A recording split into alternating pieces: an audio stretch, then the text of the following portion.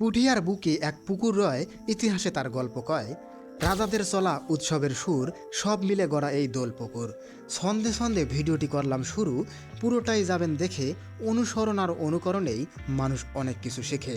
তাই কেউ করবেন না কোনো হট্টগোল, আর কেউ করবেন না কোনো গণ্ডগোল। ভিডিও শেষ পর্যন্ত আসি আমি সেলিম মণ্ডল। দোল পুকুর রাজশাহীর পুঠিয়া রাজবাড়ির চত্বরে অবস্থিত একটি ঐতিহ্যবাহী পুকুর।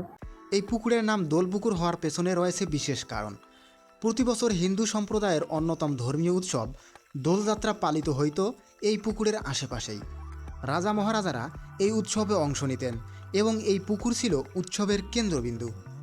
পুকুরটির উত্তর পাশে রয়েছে প্রাচীন রাজবাড়ি, পূর্ব পাশে শিবসাগর মন্দির আর দক্ষিণে রয়েছে সিংহদ্বার। এই স্থানটিকে কেন্দ্র করে গড়ে উঠেছিল রাজকীয় আবহ।